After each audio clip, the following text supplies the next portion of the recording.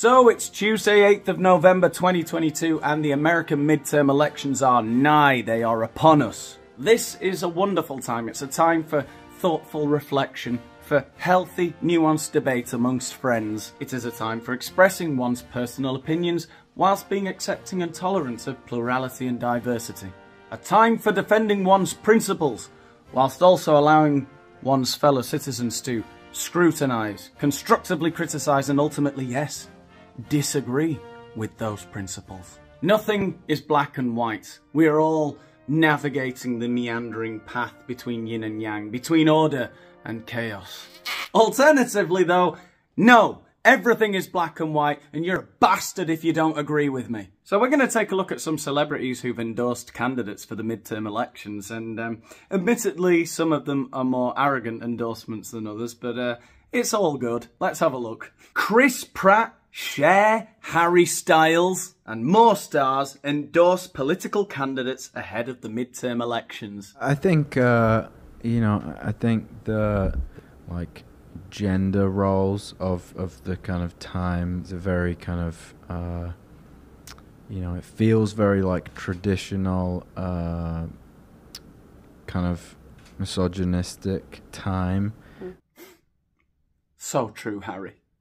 Would that it were that all men were like Harry Styles, a real man. But no, there are many racist, fascist, misogynistic men who are voting in Los Angeles for Democrat Rick Caruso. Celebrity, and he says this: I've lived in LA for over 20 years. It's been great to me. In that time, I've seen what many residents here have seen, the city's gradual decline into pain and utter disarray. If you live here, you know exactly what I'm talking about. And you look at some of the big stars who've endorsed him. It includes the biggest guy on Twitter who now actually owns Twitter. Chris Pratt, you got Elon Musk, Gwyneth Paltrow, Racists. Kim Kardashian, and Snoop Dogg. Shut up. No, that's lies. Two things I'm going to say here. First of all, there are two candidates running for the mayor of LA, okay? One of them is Karen Bass, the other one's Rick Caruso. Rick Caruso, fascist. You don't like Karen Bass? Fascist. And LA, by the way, is fine. It is not becoming a crime-ridden shithole. See, I Am Legend? Yes. Okay. Remember when all the fucking crazy zombie people are running at once? Yeah. That's what it's like. Are you serious? I'm telling you, you can't believe the volume.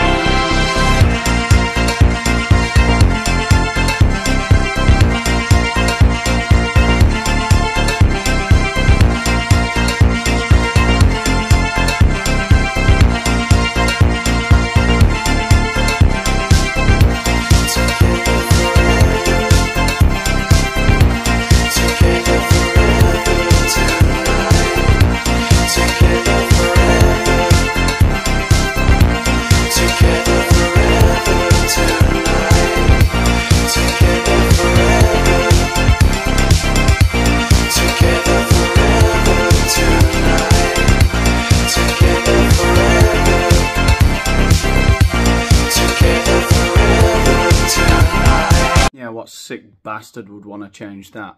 Anyway, there's still hope because real man Harry Styles has endorsed Beto O'Rourke at a concert in Texas last month. He endorsed Beto O'Rourke, the least cringy man in the history of American politics. In the hip, in my coat. Beta!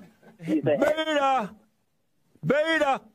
I can't be the first person to call him Beto O'Rourke. So here we have Katy Perry. Katy Perry took to Instagram on Monday to share that she had voted for Rick Caruso as Los Angeles mayor. I'm voting for a myriad of reasons, see the news, but in particular because Los Angeles is a hot mess at the moment. She captioned her selfie as she voted.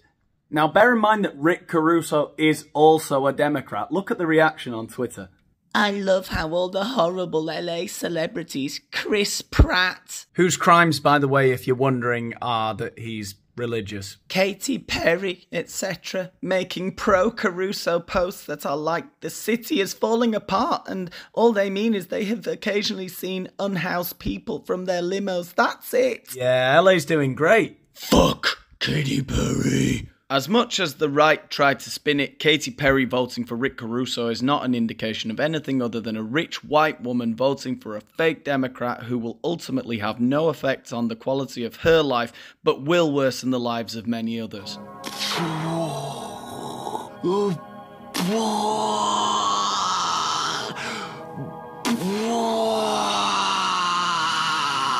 Literally all Katy Perry did was post that photo of herself voting. Not trying to pressure anyone else to vote like her. She's not saying you're a bastard if you vote for someone else. She's just saying, look, I voted, there you go, that's me. And I think Los Angeles is a bit of a mess at the moment, so I'm voting for the other guy. That's all it is, but we live in such a shitty time that people blue check marks take to Twitter, and for clout and to make themselves feel like a better person, they're like, a rich, white woman who wants to worsen everyone else's life. She's a bitch. Selena Gomez says, I'm endorsing Beto O'Rourke. I met him a few years ago, I think she said, and yeah, he seemed like a good guy. I was impressed by him. So vote for Beto O'Rourke. That seems whatever, fine. You can disagree. Take it or leave it. Oh man, here I have one of my absolute favourites, John Legend. Get ready to feel patronised. John Legend. And today I'm asking you to vote for Tim Ryan for Senate. Reproductive rights are on the ballot. Voting rights are on the ballot. Workers' rights are on the ballot. Democracy is on the ballot. The stakes have never been higher, and we can't afford to sit on the sidelines. Please head to iwillvote.com right now to make your plan to vote on Tuesday, November 8th. Did you catch that? Go to iwillvote.com and let's win this. Yeah. I actually made a video about John Legend a couple of years ago on a different channel. So, John Legend and Kelly Clarkson are going to update Baby It's Cold Outside for the Me Too generation.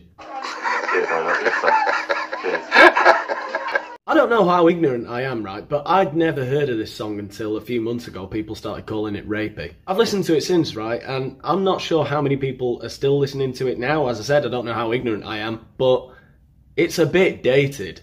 No, before you drink you must always say salud. Salud. And I don't just mean because it's rapey, I mean because, I don't think it's the kind of song that anyone would listen to nowadays. But anyway, the point of the video, I guess, was to look at the new version that John Legend, whoever he is... A racist idiot. And Kelly Clarkson. Anyway, let's have a look at the new lyrics that are going to be used for the new version of Baby It's Cold Outside, because they are fucking brilliant. According to a Vanity Fair interview with John Legend, the new lyrics could include lines such as this: gold. What do my friends think? I think they should rejoice. If I have one more drink, it's your body. It's your choice. I really can't stay. I respect your decision. I've got to go away. It's your body, it's your choice. Say, what's in this drink? No illegal substances whatsoever. And so on and so forth. I think you get the idea. Whatever happened to the rapey version of that song? A few extra kilos, braces, and glorious sideburns. But it's me. Heather Graham tweeted, Wisconsin has the oldest anti-abortion law in the country, preventing a lot of doctors from providing abortions to women, and is one of the tightest races in this election. Support Mandela Barnes and Tony Evers, because these men have vowed to protect women. Okay, she's expressing her opinion, that's kind of fine. Whatever, we can argue about the details, but...